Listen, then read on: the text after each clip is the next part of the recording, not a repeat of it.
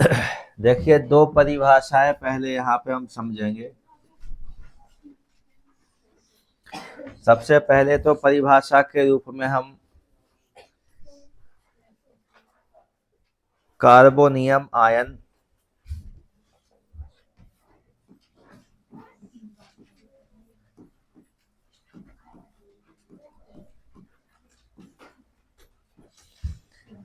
Carbonium ion carbonium ion के बारे में पढ़ेंगे। कार्बोनियम आयन को ही हम कार्बोकैटायन कहते हैं। कार्बोनियम आयन को ही क्या कहा जाता है? कार्बोकैटायन।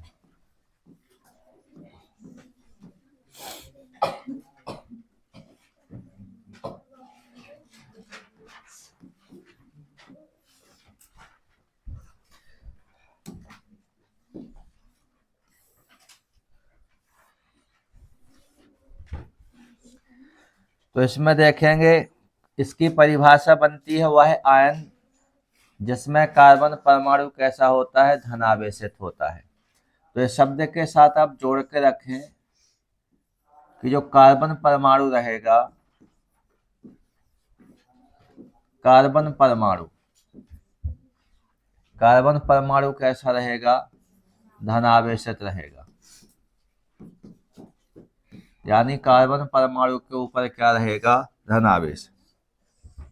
तो एक प्रकार का ये क्या रहेगा? आयन रहेगा। और उस आयन में क्या देखने के लिए मिलेगा हमें? कार्बन परमाणु। और कार्बन परमाणु किस अवस्था में रहेगा? धन आवेशित अवस्था में रहेगा। तो वह आयन जिसमें कार्बन परमाणु कैसा होता है? धन आवेशित होता है। तो इस प्रकार के आयन को हम क्या कहते हैं? कार्बोनियम आयन या कार्बोकैटायन कहते हैं। अब इसको कैसे प्रदर्शित करेंगे? इसको प्रदर्शित करने के लिए single bond C, single bond और इस कार्बन के ऊपर क्या आ जाएगा? प्लस का चिन्ह आ जाएगा। तो इसे हम क्या कहेंगे? कार्बोनियम आयन या कार्बोकैटायन कहेंगे। अब स्थिति को समझिए, स्थिति में होता क्या है। तो सबसे पहले तो धनावेशित कार्बन परमाणु जो हमने बनाया है, single bond C, single bond और ये क्या हो गया? प्लस का चिन्ह।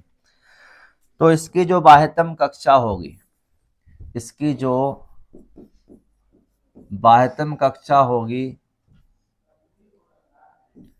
इसकी बाह्यतम कक्षा में 6 इलेक्ट्रॉन देखने के लिए मिलेंगे। कितने इलेक्ट्रॉन हो जाएंगे? 6 इलेक्ट्रॉन देखने के लिए मिलेंगे। जैसे यदि हम इस संरचना को समझें, तो ये जो सिंगल बॉन्ड लगे हैं, आपको बताया गया था कि सिंगल बॉन्ड के प्रत्येक सिरे पे यानी दोनों सिरों पे क्या पाया जाता है? एक एक क्या पाया जाता है? इलेक्ट्रॉन पाया जाता है। तो कुछ इस प्रकार से ये आपको इसमें इलेक्ट्रॉन देखने के लिए मिलेंगे। तो कितने इलेक्ट्रॉन हो गए? 6। और यही 6 इलेक्ट्रॉन किसको प्रदर्शित करेंगे? इसकी बाह्यतम कक्षा में इलेक्ट्रॉनों की संख्या को। इसके पश्चात यदि किसी कार्बनिक यौगिक में, कार्बनिक यौगिक का मतलब क्या है? जैसे ये बना है single bond C, single bond क्या हो गया? एक्स हो गया। तो ये क्या हो गया? ये हो गया हमारा कार्बनिक यौगिक। ये क्या हो गया? ये हो गया कार्बनिक यौगिक।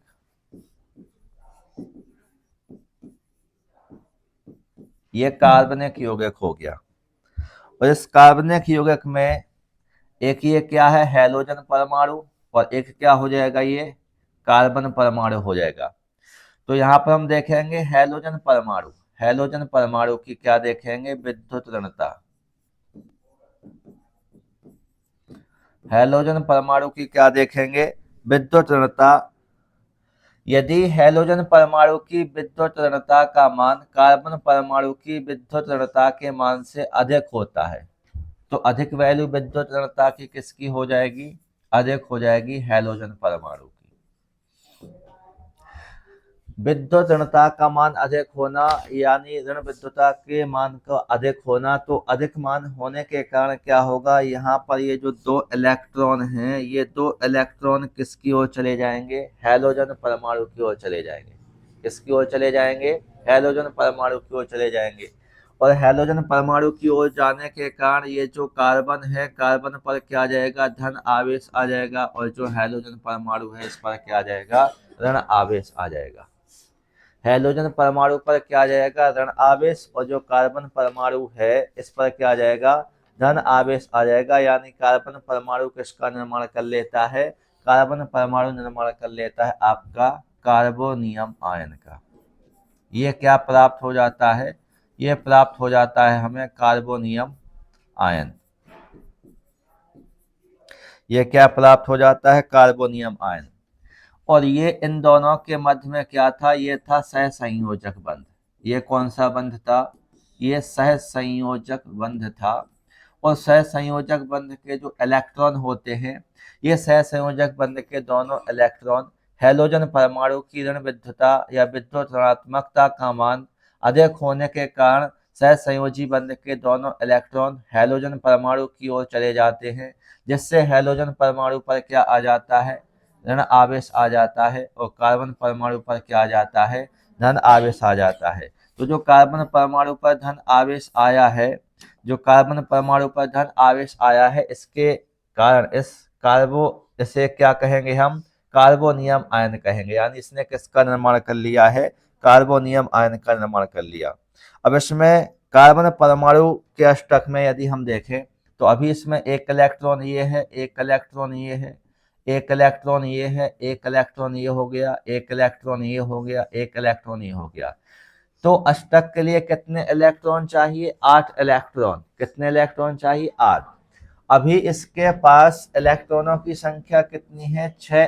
तो जो कार्बोनियम आयन होता है, पहले भी अपन देख चुके कि इसकी बाह्यतम कक्षा में जो आपको इलेक्ट्रॉन दिखाई दे रहे हैं, 6 इलेक्ट्रॉन होते हैं। यानी इसको अपना अष्टक पूरा करने के लिए 2 इलेक्ट्रॉनों की क्या होती है, कमी।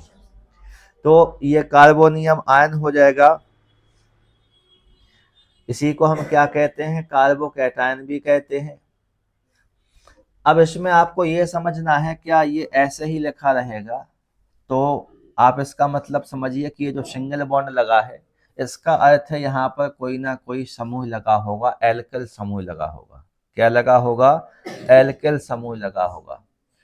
तो ये क्या हो जाएगा आपका कार्बोनियम आयन।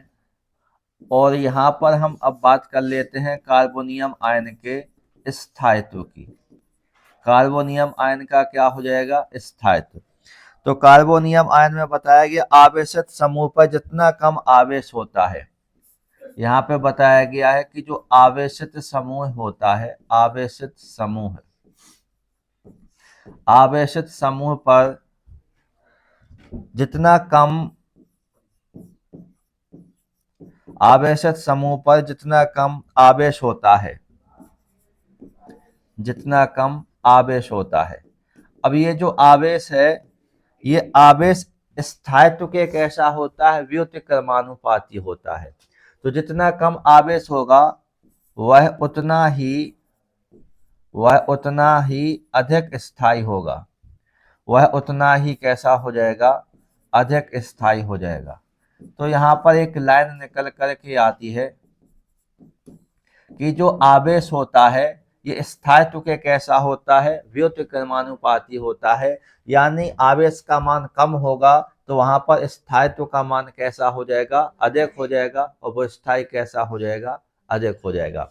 इसके पश्चात आप लिख सकते हैं एल्किल समूह को। यदि अपन देखें एल्किल समूह, एल्किल समूह यानी कैपिटल आर, कैपिटल आर को हम क्या कहते हैं, एल्किल समूह कहते हैं। और इसमें हमें क्या देखने के लिए मिलेगा, एल्किल मूलक देखने के लिए मिलेगा। इसके कारण हमें क्या देखने के लिए मिलेगा, एल्किल मूलक देखने के लिए मिलेगा। एल्किल मूलक का निर्माण कब होगा, जब समांश विखंडन होगा। कौन सा विखंडन होगा, समांश विखंडन होगा। तो ये जो एल्किल मूलक होते हैं, ये एल्किल मूलक प्लस आई प्रभाव यानी धनात्मक प्रेरणक प्रभाव दर्शाते हैं। क्या दर्शाते हैं, धनात्मक प्रेरणक प्रभाव दर्शाते हैं, और धनावेशित परिणाम को कम कर देते हैं। ये किसके प्रभाव को कम कर देंगे, एल्किल मूलक ये कर देंगे धनावेश के परिणाम को कम कर देंगे। धनावेश का जो परिणाम होगा, जो वैल्यू होगी, परिणाम की जगह यहाँ पे हमें क्या लिखना पड़ेगा, परिमाण। परिणाम यानी क्या होता है, रिजल्ट, और परिमाण यानी क्या होता है, उसका मान, वैल्यू हो जाएगी। तो धनावेश के परिमाण को कैसा कर देते हैं, ये कम कर देते हैं। तो जैसे ही यहाँ पर हम देखेंगे कि धनावेश का परिमाण कम हो जाएगा, तो इसमें बताया गया है कि जितने ज्यादा एल्किल मूलक जुड़े रहेंगे, इसमें हम लिख सकते हैं कि जितने अधिक क्या होंगे, एल्किल मूलक होंगे, जितने अधिक क्या होंगे, एल्किल मूलक होंगे,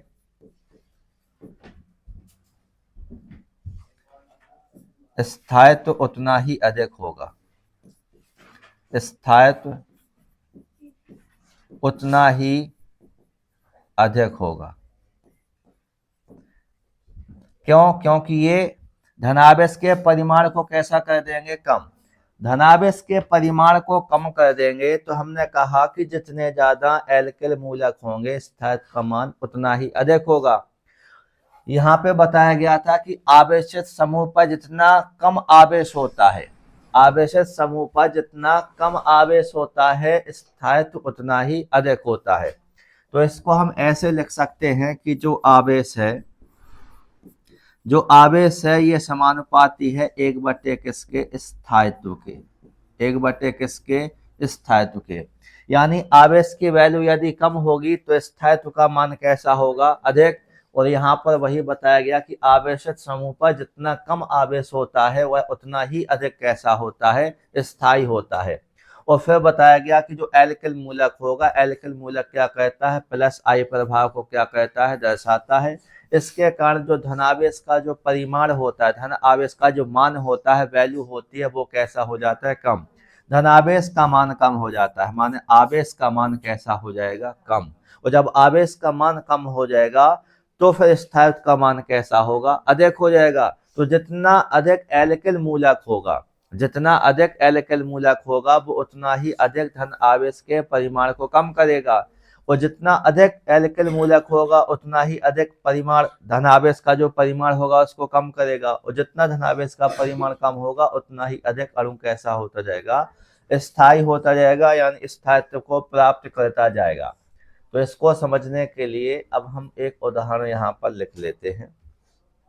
और उदाहरण में बताया गया है, हमने अभी आपको बताया कि ये क्या है, आपका single bond C, single bond, और ये क्या लगा हुआ है यहाँ पर, प्लस का चिन्ह, यानी क्या बन गया, कार्बोनियम आयन। अब यहाँ पर हम एक एल्किल मूलक लगा देते हैं, यहाँ पर एक एल्किल मूलक लगा देते हैं, यहाँ पर एक एल्किल मूलक लगा देते हैं। अगली कंडीशन को ऐसे लीजिए, सिंगल बॉन्ड, ये बन गया प्लस के चिन्ह लगाने से कार्बोनियम आयन।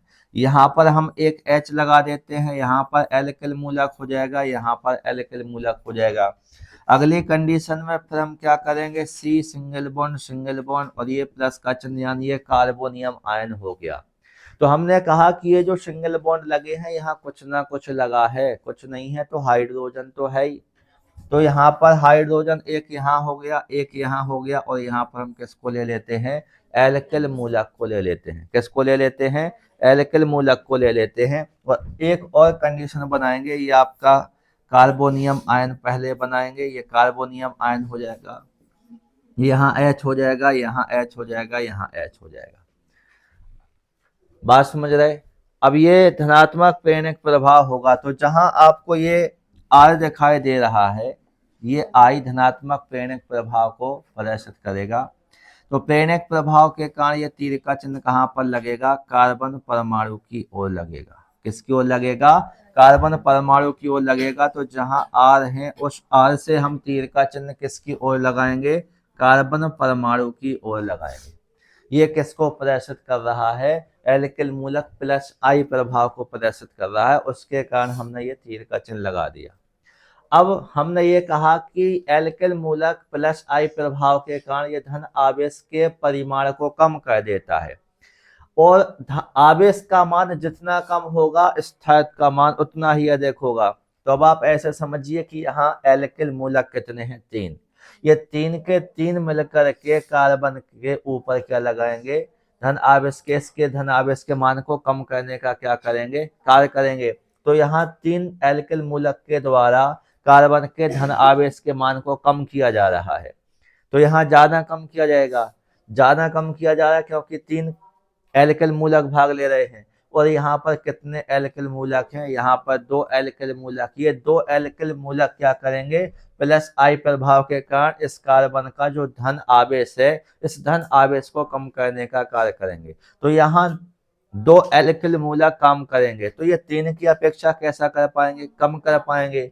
और यहाँ केवल एक एल्किल मूलक है, ये धन आई प्रभाव के कारण इस कार्बन के धन आवेश को कम करेगा, लेकिन इनकी अपेक्षा ये कम कैसा कर पाएगा, कम मात्रा में कर पाएगा। और यहाँ तो कोई एल्किल मूलक है ही नहीं। तो कहने का मतलब क्या हो गया, यहाँ तीन एल्किल मूलक हैं और ये तीन एल्किल मूलक इस कार्बन के धन आवेश को कम कर रहे हैं। और हमने बताया कि आवेश का मान जितना कम होगा, स्थायित्व का मान कितना उतना ही अधिक होगा। तो ये इसका स्थायित्व का मान कैसा होगा, सबसे अधिक होगा। अब इसमें दो एल्किल मूलक कर रहे थे कार्बन के धन आवेश को कम, तो इसका जो स्थायित्व होगा इस एक एल्किल मूलक वाले से कैसा होगा, अधिक होगा। और इसमें भी यदि हम देखें तो इसकी तुलना में इसका कैसा होगा, अधिक होगा। तो ये क्या हो जाएगा, ये स्थायित्व का क्या हो जाएगा, एक क्रम हो जाएगा। ये स्थायित्व का क्या हो जाएगा, एक क्रम हो जाएगा। इसे हम क्या कहेंगे, मेथिल कार्बोनियम आयन। मेथिल यानी ये क्या बनाएगा, CH3 बनाएगा ना। तो C के ऊपर कार्बन के ऊपर तो क्या है, प्लस आयन के रूप में है। तो ये कार्बोनियम आयन तो है ही, लेकिन CH3 के रूप में है, तो मेथिल कार्बोनियम आयन। इसका नाम क्या हो जाएगा, इसका नाम हो जाएगा यहाँ पर methyl carbonium ion, carbonium ion. अब दूसरे वाले को देखिए, इस वाले कार्बन को देखिए, ये वाला कार्बन किसके साथ जुड़ा है, एक एल्किल मूलक के साथ। तो जो एल्किल मूलक होगा, एल्किल मूलक में क्या होगा, कार्बन। इस एल्किल मूलक में क्या होगा, कार्बन। कैसे, देखो हमने कहा आर, आर किसे कहते हैं हम, आर कहते हैं एल्किल मूलक को। आर किसे कहते हैं, एल्किल मूलक को। और आर की जगह हम क्या लिख सकते हैं, CH3, C2H5, C3H7 आदि, इनको हम लिख सकते हैं। तो आर है तो आर में कम से कम एक कार्बन तो है ही है। तो यहाँ पर वही हम देख रहे हैं कि यहाँ पर ये एक आर है, मतलब यहाँ एक कार्बन तो है ही। तो ये वाला कार्बन इस एक आर से जुड़ा है, ये वाला कार्बन इस एक आर से जुड़ा है। इसका मतलब है, आपको ऑर्गेनिक केमिस्ट्री की जब हमने सामान्य जानकारी बताई थी तो बताया था कि अब इस वाले कार्बन को हम प्राथमिक कार्बन या 1 डिग्री कार्बन कहेंगे। इसे हम क्या कहेंगे, प्राथमिक कार्बन या 1 डिग्री कार्बन, क्योंकि यहाँ आर के रूप में C है। जहाँ आर है वहाँ C तो है ही। तो ये वाला जो C है ये एक आर से जुड़ा है, माने यहाँ C है, तो ये एक कार्बन से जुड़ा माना जाएगा। तो इसको हम क्या कहेंगे, प्राथमिक कार्बन। क्या कहेंगे, प्राथमिक कार्बन। और प्राथमिक कार्बन के वजह से ही इसको हम क्या कह सकते हैं, या तो आप इसको प्राथमिक लिख दो, या तो ये क्या हो गया प्राथमिक, या इसी को हम क्या लिख दें, 1 डिग्री लिख दें। अब यहाँ पर इस कार्बन के साथ दो एल्किल मूलक जुड़े हुए हैं, और दो एल्किल मूलक जुड़े हुए हैं माने दो तो उसमें कार्बन होंगे ही होंगे। दो कार्बन होंगे तो ये क्या बन जाएगा, आपका द्वितीयक बन जाएगा। या द्वितीयक को ही अपन क्या कहते हैं, 2 डिग्री कहते हैं। क्या कहते हैं, 2 डिग्री। और इसमें एल्किल मूलक कितने जुड़े हुए हैं, 3। तो इसमें हम सीधा अब लिखेंगे कि ये कैसा होगा, तृतीयक होगा, यानी इसको हम क्या कह सकते हैं, 3 डिग्री कार्बोनियम आयन। बात समझ गए। तो यहाँ पर हम कार्बोनियम आयन के बारे में पढ़ रहे थे। कार्बोनियम आयन का मतलब क्या होता है, ऐसा कार्बन परमाणु। कार्बोनियम आयन का मतलब क्या होता है, ऐसा कार्बन परमाणु जिसमें कार्बन परमाणु के ऊपर क्या होता है, धनावेश होता है। कार्बन परमाणु के ऊपर कैसा क्या होता है, धनावेश होता है। उसे हम कार्बोनियम आयन या कार्बोकैटायन कहते हैं। और इसकी बाह्यतम कक्षा में कितने इलेक्ट्रॉन होते हैं, 6। तो हमने देखा कि किस प्रकार से 6 इलेक्ट्रॉन होते हैं। अब यहाँ पर हमने देखा कि ये क्या है, ये सहसंयोजी बनने के द्वारा ये एक कार्बनिक यौगिक है। क्या है ये? एक कार्बनिक यौगिक, और सहसंयोजी बनने के द्वारा कार्बन और हैलोजन ये आपस में सहसंयोजी बनने के द्वारा जुड़े हुए हैं। अब इन दोनों में से जो हैलोजन परमाणु है, हैलोजन परमाणु की ऋण विद्युता की जो वैल्यू होगी वो कार्बन परमाणु से अधिक होगी। अधिक होगी तो जो सहसंयोजी बंध टूटेगा, सहसंयोजी बंध के जो इलेक्ट्रॉन होंगे वो किसके पास चले जाएंगे? हैलोजन परमाणु के पास। जिससे क्या होगा? कार्बन परमाणु पर धनावेश आ जाएगा और हैलोजन परमाणु पर क्या आ जाएगा? ऋण आवेश आ जाएगा। तो कार्बन परमाणु पर जैसे ही धन आवेश आएगा तो उसे हम क्या कहेंगे? Carbonium ion. क्या बन जाएगा? कार्बोनियम आयन बन जाएगा। और इसको अपना अष्टक पूरा करने के लिए कितने इलेक्ट्रॉनों की कमी रहेगी? 2 इलेक्ट्रॉनों की कमी रहेगी, क्योंकि इसकी बाहरी कक्षा में कितने इलेक्ट्रॉन रहते हैं? 6 इलेक्ट्रॉन रहते हैं। और यदि अभी भी आप बात नहीं समझ पा रहे तो इस बात को अब आप ऐसे समझिए। अब आप इस बात को अपनी भाषा में समझिए। हमने कहा ये सिंगल बॉन्ड है, ये सी है, ये सिंगल बॉन्ड है, ये सिंगल बॉन्ड है, ये सिंगल बॉन्ड के रूप में यहाँ पर क्या है? एक्स। इसको मान लेते हैं कि ये हो गए चिंटू, चिंटू भाई साहब, और ये हो गई पिंकी। और चिंटू और पिंकी के यहाँ पर अपन कर लेते हैं 2 ठो बच्चे। ठीक है, एक ये है और एक ये हो जाएगा। अब दोनों के बीच में क्या है? अनबन हो जाती है, लड़ाई हो जाती है, बन नहीं रही है। ये बाकी जमीन जायदाद है। यहाँ पर जब इनके बीच में लड़ाई होगी तो क्या होगा? इसमें ये जो पिंकी हैं ये कर देंगी कोर्ट केस, और ये अधिक सक्षम है। तो ये 2 बच्चे जो हैं, ये दोनों के दोनों बच्चे किसको मिलेंगे? पिंकी को मिल जाएंगे। तो जो कार्बन परमाणु रहेगा माने कौन रहेंगे? चिंटू भाई साहब। इनके ऊपर प्लस का चिन्ह आएगा, और ये दोनों बच्चे लेके निकल ली पिंकी, तो इनके ऊपर आ गया दोनों बच्चों का भार। देखो ये जो माइनस का चिन्ह लगा है, इसमें भी आपको, यदि आप अच्छे से समझ रहे हैं तो उसमें भी आपको क्या देखने के लिए मिलेंगे? 2 इलेक्ट्रॉन। बात समझ रहे ना? तो ये 2 इलेक्ट्रॉन यानी 2 बच्चे किसके हो गए? पिंकी के हो गए।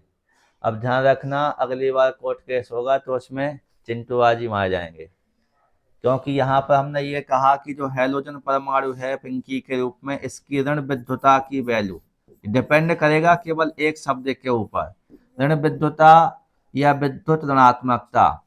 इसका जो मान है, इसका मान कैसा होगा? अधिक होगा। तो ये जो इलेक्ट्रॉन हैं बच्चों के रूप में, ये उस व्यक्ति या तत्व के साथ जाएंगे जिसकी ऋणात्मकता, विद्युत ऋणात्मकता का मान कैसा होगा? अधिक होगा। अभी बच्चे कह दें कि हमें पापा के साथ रहना है, तो कोर्ट भी कुछ नहीं कर सकता। समझ रहे बात को? हाँ, दैनिक जीवन से संबंधित है, ऐसे में तो तुम लोग जल्दी समझ जाओगे। अभी नहीं समझ रहे थे का? अब देखो दूसरा वाला पोर्शन इसी का दूसरा पोर्शन देखो। अभी हम पढ़ रहे थे जिसमें कार्बन परमाणु के ऊपर क्या आ रहा था? धन आवेश।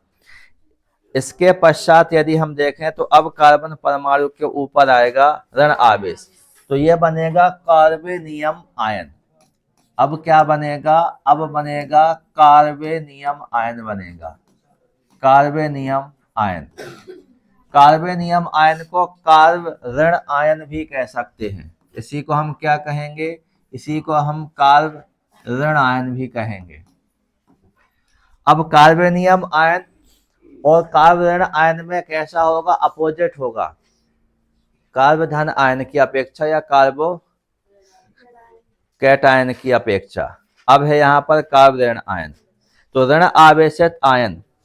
यहाँ पर हमें क्या देखने के लिए मिलेगा? एक ऋण आवेशित आयन देखने के लिए मिलेगा जिसमें कार्बन परमाणु जो होगा, कार्बन परमाणु पर क्या रहेगा? ऋण आवेश रहेगा। वह ऋण आवेशित आयन जिस पर कार्बन परमाणु पर क्या होता है? ऋण आवेश होता है। तो अब इसे हम क्या कहते हैं? कार्बेनियम आयन या कार्ब ऋण आयन कहते हैं। कार्बेनियम आयन या क्या कहते हैं? कार्ब ऋण आयन कहते हैं। अब यदि किसी अणु में उपस्थित, अणु का मतलब क्या है? ऐसे समझ लीजिए, हमने कहा single bond C, single bond, single bond, single bond, X, ये क्या हो गया, ये हो गया कार्बनिक यौगिक, ये क्या हो गया, ये हो गया अपना एक कार्बनिक यौगिक।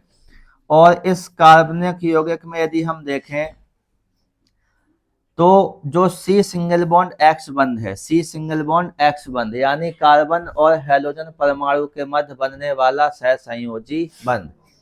अब ये जो बंध है इसमें क्या होगा, विषमांश विखंडन होगा, विषमांश बंध विखंडन होगा।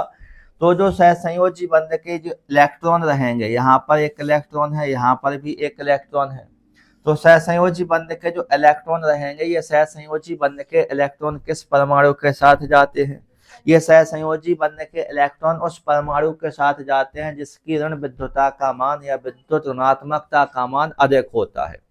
यदि इसमें हम ये कह दें कि सी सिंगल बॉन्ड एक्स बंध में यदि कार्बन परमाणु की ऋण विद्युतता का मान हैलोजन परमाणु की ऋण विद्युतता से अधिक है। अब ऋण विद्युतता का मान कार्बन परमाणु का कैसा है, अधिक, किससे अधिक है, हैलोजन परमाणु से। तो ये जो सहसंयोजी बंध के जो इलेक्ट्रॉन होंगे, ये सहसंयोजी बंध के इलेक्ट्रॉन किसके पास चले जाएंगे, कार्बन परमाणु के पास चले जाएंगे और ये क्या बना लेगा, ऋण आयन बना लेगा। और हैलोजन परमाणु से चले जाएंगे, इस कारण ये क्या बना लेगा, धन आयन बना लेगा। तो अब जो इलेक्ट्रॉन है, इलेक्ट्रॉन अब किसके पास आ गए हैं, कार्बन परमाणु के पास आ गए हैं, यानी ये क्या बन गया, कार्बेनियम आयन या कार्ब ऋण आयन बन गया। तो इसमें लिखेंगे कि जब कार्बनिक यौगिक के सी सिंगल बॉन्ड एक्स बंध में कार्बन परमाणु की ऋण विद्युतता का मान हैलोजन परमाणु की ऋण विद्युतता से कैसा होता है, अधिक होता है, तो सहसंयोजी बंध का जो इलेक्ट्रॉन जोड़ा होता है, यह सहसंयोजी बंध का इलेक्ट्रॉन जोड़ा किस परमाणु के पास चला जाता है, कार्बन परमाणु के पास चला जाता है, जिससे कार्बन परमाणु पर क्या आ जाता है, ऋण आवेश आ जाता है, और हैलोजन परमाणु पर क्या आ जाता है, धन आवेश आ जाता है। और ये जो कार्बन परमाणु पर ऋण आवेश आया है, single bond C single bond ये लगे हुए हैं और इसके ऊपर हमने क्या लगाया, माइनस का चिन्ह। तो अब इसी को हम क्या कहेंगे, कार्बेनियम आयन या कार्ब ऋण आयन कहेंगे। ये क्या हो जाएगा, कार्बेनियम आयन या क्या हो जाएगा, कार्ब ऋण आयन हो जाएगा। और कार्बेनियम आयन में यदि हम देखें तो कार्बेनियम आयन में कार्बन परमाणु पर क्या है, ऋण आवेश, और कार्बेनियम आयन में कार्बन परमाणु पर ऋण आवेश होने के कारण यह कैसा होता है, अस्थायी होता है। कैसा होता है, अस्थायी होता है। बात समझ गए। तो अब आप इसमें ये बताएं,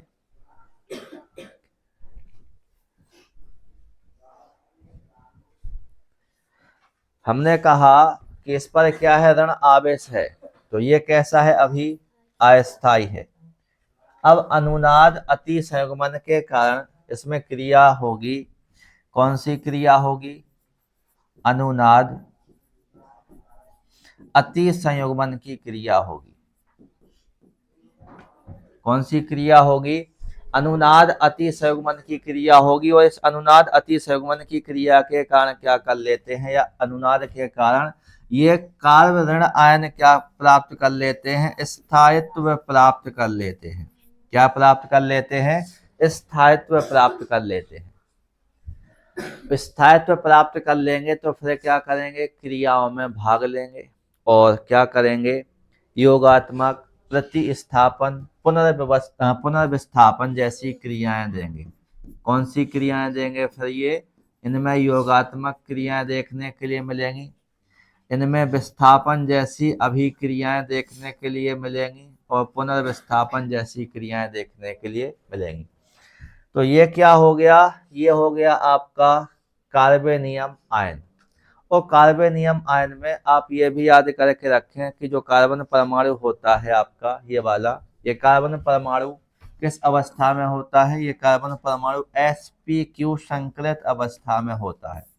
किस अवस्था में होता है, sp3 संकलित अवस्था में होता है। sp3 संकलित अवस्था में ये पाया जाता है। बात समझ गए। हमने आपको कल भी बताया था कि आप ये समझें कि यदि हम यहाँ पर क्या लिख दें, CH3 लिख दें, single bond C single bond CH3 single bond CH3, single bond, यहाँ पर हमने लिख दिया कोई हैलोजन परमाणु। तो यहाँ पर भी इलेक्ट्रॉन है, यहाँ पर भी इलेक्ट्रॉन है। अब हुआ क्या था, पहली कंडीशन में हमने ये देखा कि ये आपका CH3 single bond, C single bond, CH3 single bond, CH3। पहली कंडीशन में यदि आप देखें तो पहली कंडीशन इसके साथ क्या बनेगी,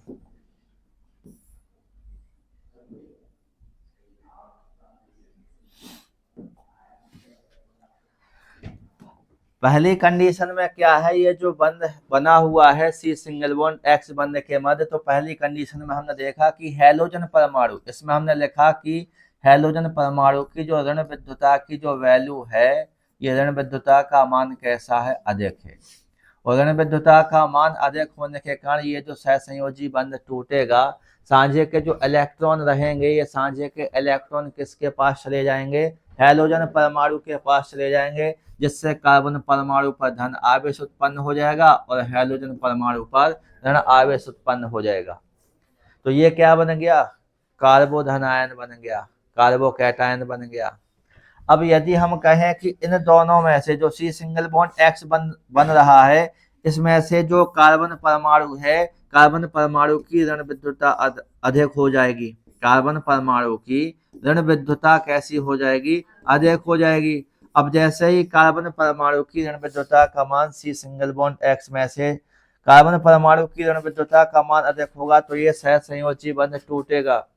तो इस सहसंयोजी बंध के ये जो इलेक्ट्रॉन रहेंगे, ये इलेक्ट्रॉन किसके पास आ जाएंगे, कार्बन परमाणु के ऊपर आ जाएंगे। तो ये क्या बना लेगा, ऋण आवेश बना लेगा। और जो हैलोजन परमाणु होगा ये क्या बना लेगा, धन आयन बना लेगा। ये धन आयन के रूप में रहेगा, ऋण आवेश रहेगा, और ये धन आयन के रूप में रहेगा, इस पे धन आवेश रहेगा। तो ये क्या बन जाएगा, आपका कार्ब ऋण आयन बन जाएगा। क्या बन जाएगा, ये कार्ब ऋण आयन बन जाएगा। तो दोनों में क्या है, दोनों में केवल ये बताया गया है, केवल यहाँ का काम है C सिंगल बॉन्ड X बंध का। यदि कार्बन के साथ अधिक ऋणात्मकता वाला तत्व जुड़ा है तो ये बनाएगा आपका कार्बो धन आयन बनाएगा। यदि कार्बन के साथ कार्बन की अपेक्षा कम विद्युत ऋणात्मकता वाला तत्व जुड़ा है तो ये क्या बनाएगा, कार्ब ऋण आयन बनाएगा। बात समझ गए। और एक और यहाँ पर हमें ये देखने के लिए मिला कि ये जो आवेश होता है, आवेश स्थायित्व के कैसा होता है, व्युत्क्रमानुपाती होता है। और यहाँ पर जो एल्किल समूह था, इसके कारण क्या हो रहा था, धनावेश का मान ये कम कर देता है। तो जितना धन आवेश का मान कम कर देगा, उसका स्थायित्व कैसा होगा, उतना ही अधिक। तो जितने ज्यादा एल्किल मूलक होंगे वो उतना ज्यादा आवेश को कम करेंगे, और जितना ज्यादा आवेश कम हो जाएगा, स्थायित्व का मान उतना ही अधिक हो जाएगा।